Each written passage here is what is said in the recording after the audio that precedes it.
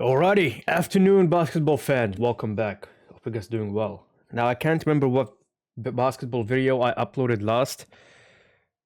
It wasn't KD, Chris Paul. I think it was Chris Paul. I hope you guys enjoyed that one. Now today, we're going back in time. This is a video by Clayton Crowley, which I will leave in the link. I'll leave the link in the bio for you guys to check out. So shout out to Clayton again. He's done a phenomenal job with this series. Now I've reacted to making the case with Wilt and Tim Duncan. Today we're going to be watching why Larry Bird could be considered the greatest of all time. I've uploaded maybe 3 videos, I believe, about Larry Bird. I mean, he is easily one of the greatest of all time. Some will say he is the greatest of all time. I'm neutral. Today we're going to see Clayton's, point of view, his explanation on why basketball is special. It is special, and why he's the GOAT. If you enjoyed this, don't forget to leave a like and hit that subscribe button. Let's watch. Basketball is special. The size of the court and the lack of pads or helmets give fans the most intimate experience of a team sport that exists. And because of the different styles that basketball allows for, players develop their own distinct identities and signature styles through their creativity, flair, and athleticism. And although no player succeeds alone, the scoring volume and two-way nature of the sport give individual stars a nearly unprecedented amount of control over the flow and outcome of a game. For this reason, players are constantly compared to their peers and to the legends of the past in order to answer the most hotly contested question in the sport: who's the greatest to ever do it? For many, the question is redundant.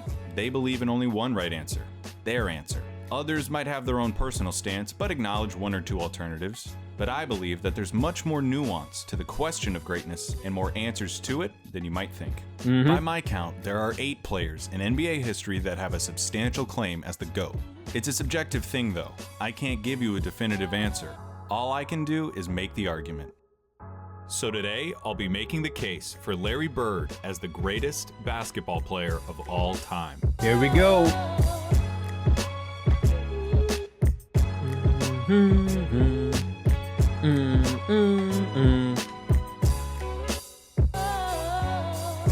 When it comes to basketball, Larry Bird is the smartest, clutchest player to ever play the game. Yeah. Now, if you don't think that Larry Bird is the greatest basketball player of all time, you probably hate that I just said that. Those are the kind of talking head sport cliches that surely impact the game but are impossible to empirically measure. Normally, I'd agree with you, but I think that when you talk about Larry Bird, you see those intangibles become real, palpable results. That's true. I wouldn't have said it if I didn't believe it. When Larry Bird was drafted by the Boston Celtics in 1978, the NBA needed saving. Attendance was in the toilet, the league had few marketable stars, cocaine addiction had several players in its grasp, and most damning of all, playoff games were being tape delayed. Playoff games at the highest level of basketball were being put in the back seat for black and white movies and network reruns. But rather than join the Celtics after being taken 3rd overall, Larry Bird decided to return for his final year at Indiana State, a decision that would prove to be one of the most important in the history of the sport. Bird's final year saw the Sycamores tear through college basketball, going 33-0 before the national championship game. Bird, already claimed by the NBA's most historic and prestigious franchise, had established himself as the generational talent who would inherit the mantle of pro basketball. Indiana State's opponent in the national championship was Michigan State, captained by the immortal Earvin Magic Johnson. The Sycamores lost the championship to the more talented Spartans in the highest rated game in the history of basketball, at any level, still to this day. The stage had been set. The next decade of basketball would be defined by the rivalry between the white hick from French Lick and his Boston Celtics, and the black Magic and his Showtime Lakers. The rivalry between Bird and Johnson is entwined into the fabric of the NBA and is worthy of 100 documentaries. Yeah, this would have been incredible to witness, like, live, In this video, though, we're going to be looking at Bird's claim of supremacy. Here's Bird's basketball resume. His 3 championships come with perhaps the highest collective degree of difficulty of any player's championships. His 3 MVPs came consecutively, making him only the 3rd player to accomplish the feat, along with Bill Russell and Wilt Chamberlain. His 2 Finals MVPs are misleading. He was absolutely the best player on the '81 Celtics, but he was only a sophomore, and his 15 points per game in the finals gave the media an excuse to exact a little vengeance on a legendarily difficult interview. Okay. His all-star and first-team selections also come with the caveat that Bird only played for 13 seasons and missed all but 6 games of the '89 season following surgeries on both feet. I can hear you already. A 13-year career, and this guy is supposed to be the GOAT? What color of paint are you huffing, Clayton? Oh, that's the good Green, stuff right there. obviously. But hear me out. Yeah, Bird's career lasted about 2/3 as long as it should have. But what he did in that time was so impressive and so substantial that every basketball fan acknowledges that he's in the conversation as the greatest ever. Yep. Doesn't it matter that those 13 years saved professional basketball, delivered a disproportionate amount of memorable moments, defined the golden age of the league, and produced a career by which all other forwards, before or since, are measured? Bird squeezed every drop of talent out in those 13 years and made it seem more like 30. Yeah, it's honestly crazy how much he's achieved in the 13 years he played. He didn't just leave his fingerprints on the game. He left so much of his DNA in the sport that it needed a cigarette afterwards. There's something to be said about the candle that lasts half as long but burns twice as bright. Those 3 MVP years stack up with any other run by any other player. I will put an A+ Larry Bird season up against anyone's. What does an A+ Larry Bird season look like? A full box score, a blowout win, a nearly undefeated record at home, and a play style that could only be described one way: white. Larry Bird isn't just a white basketball player, he's the white basketball player. To describe Larry Bird's game is to thumb through the Hoops dictionary and pick out every cliche about white players. Unathletic, great shooter, good fundamentals, the Interesting. whole thing. Interesting. The archetype of a white basketball player is Larry Bird, with one exception. He had an unparalleled understanding of the game of basketball, both as a physical contest and as a mental competition. Yeah, his IQ was out of the basketball world, IQ man. infected everything he did and catapulted his career into legend. Yep. Bird was a complete player. Jerry West called him nearly as perfect as you can get. He was the league's first great marksman. He could contort his body to shoot from anywhere on the court, regardless of the level of defense. He pioneered the art of the dagger 3 and was the founding member of the 50-40-90 club. At 6'9", Bird's understanding of angles and coordination led to a higher rebounding average than Patrick Ewing, and it made him an impressively adept finisher in his younger years. In '86, Bird dropped 47 points on the Blazers, playing the majority of the game left-handed. That's crazy. His lack of quick lateral movement meant that Bird didn't do much when it came to slapping the floor and picking up the opposing point guard, but his size and omniscience gave him the ability to body similarly sized players, read defenses like a free safety, and pick off passing lanes with ease. His passing was transcendent, and I'll highlight it later. And pick Look at off that pass, passing man. lanes with ease. His passing was transcendent, and I'll highlight it later. And of course you need to know that Larry Bird was a tough effort. He had a He talked a lot, and he backed it up. that Larry Bird was a tough effort. He had a superhuman motor and dove for loose balls like a beagle at the park. He was a willing participant in his share of fights, often precipitated by his league-renowned trash talk. But he backs it up, though. That was funny. He had 50 points. I was guarding in my rookie year. He looked at me and he goes, "You can't stop me." And I looked at him and I said, "Gosh, boy, you're so confident." He proceeded to score like 10 straight points on me. The coach took me out the game. He walks by and he's laughing at me. He was a basketball genius. He'd be a step ahead, a thought ahead, play the game like a chess game. I'd much rather guard Michael Jordan than Larry Bird because you have to play the game as a thinker when you're playing him. You have to get inside his mind. If you put all of us in a room, you know, Magic, Jordan, myself, and Bird probably be the guy who walks out of the room at the end of the day. Did you That's notice crazy something to during say. those testimonies? Those are some of the best basketball players of all time, and they all sing Bird's praises like they were former assassins who had to go toe-to-toe with John Wick and they're just happy to be alive. Bird excelled during one of the most talent-rich periods in league history. I love that The reference. abridged list of his basketball rivals goes like this: Dr. J and Moses Malone on the Philadelphia 76ers, Sidney Moncrief on the Milwaukee Bucks, Isaiah Thomas, Bill Laimbeer and the Bad Boy Pistons, Dominique Wilkins on the Atlanta Hawks, That's a new name. Bernard King on the New York Knicks, Michael Jordan on the Chicago Bulls, Hakeem Olajuwon and Ralph Sampson on the Houston Rockets, and of course, Magic Johnson, James Worthy, and Kareem Abdul-Jabbar on the Los Angeles Lakers. All right, there's no point avoiding it. Like, all those GOATs of basketball were rivals for Larry, and he still talked shit and backed it up and went head to head, toe to toe with them. It's just crazy. And the fact that he would also tell players what his next move will be, they try and defend against him, and he still scores or, gets past them, which just shows you how great Larry Bird was. Kareem Abdul-Jabbar on the Los Angeles Lakers. All right, there's no point avoiding it any longer. We have to look at Magic versus Larry. If you have Magic over Larry, it's because he has 5 rings to Larry's 3, had a peak that lasted about 2 or 3 years longer than Larry's, and had a 2-1 record against Bird's Celtics in the finals. Perfectly legitimate, completely respectable arguments. But in the interest of making Bird's case, allow me to retort. For nearly the entire decade of the 1980s, the Eastern Conference was irrefutably the more competitive conference between the two. Considering the competition, for Bird to have made 5 finals appearances is just as impressive as Magic's 9. As for the head-to-head record responsible for Magic's 2 extra titles, he had more help. Seriously, the Celtics' Big Three and the Lakers' Big Three get compared all the time historically as if they were of equal caliber, but weren't Magic's accomplices just a step above Bird's? No disrespect at all to Kevin McHale and Robert Parrish, but Kareem was the alpha dog on the 71 Bucks and was the best player for at least 2 of the Lakers' 5 titles.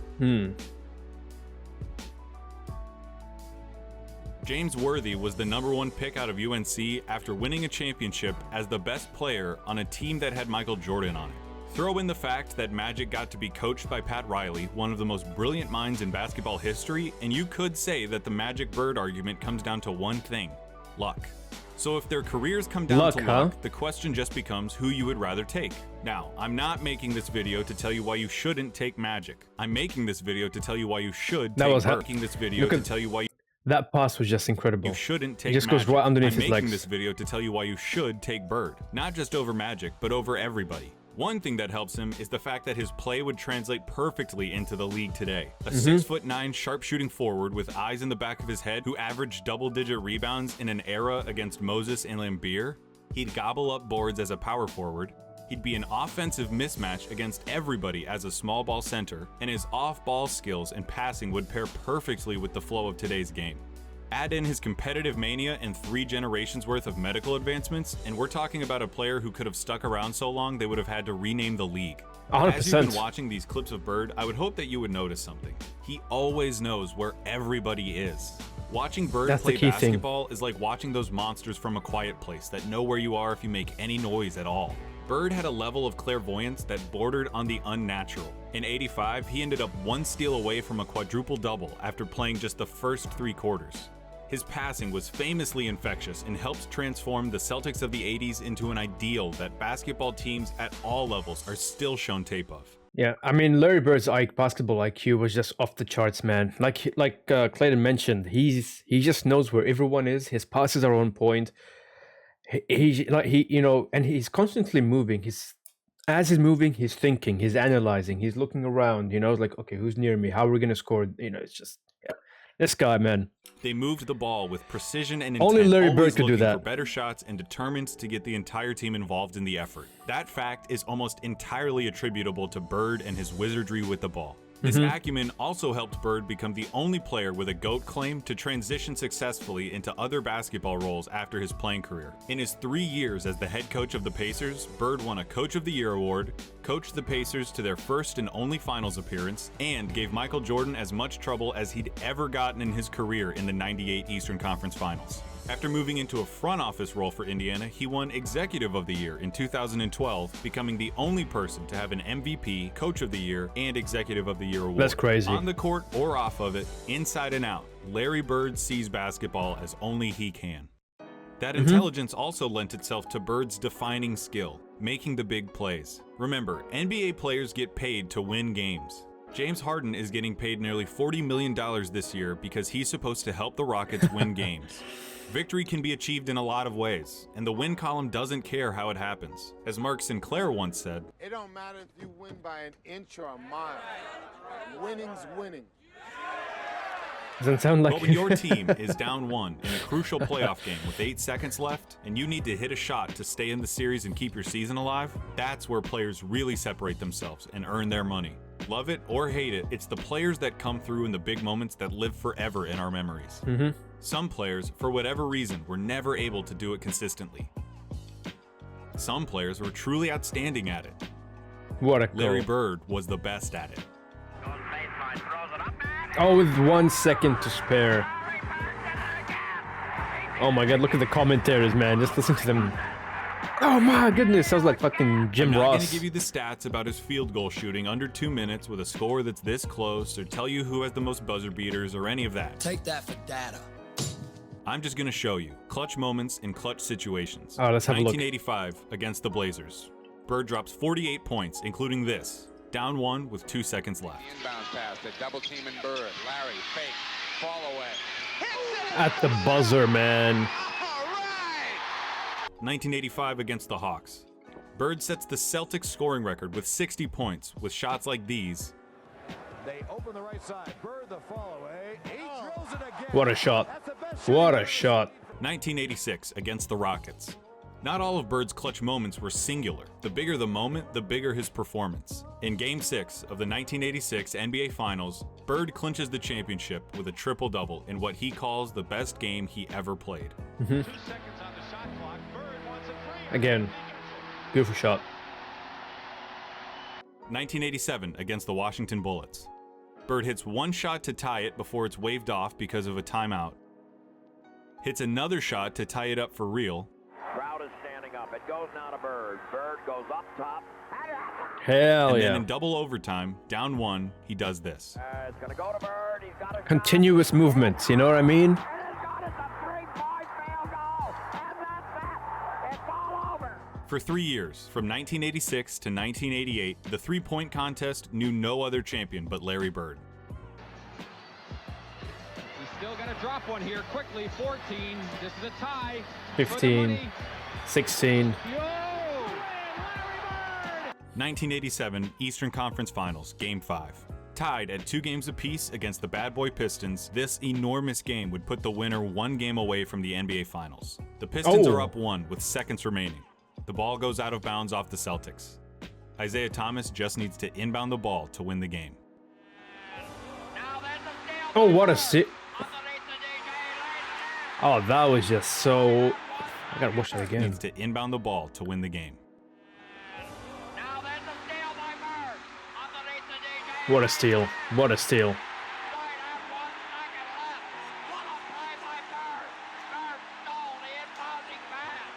There are truly too many big games and big moments for me to go through without this ending up as a documentary. But that all leads me to this, what I really want to talk about. 1987 NBA Finals, Game 4 against the Lakers. LA is up 2-1, and the Celtics need to win to tie the series and stay alive. Bird hits a 3 with 12 seconds left to go up by 2. Bird goes for 3. Oh, what a shot, man.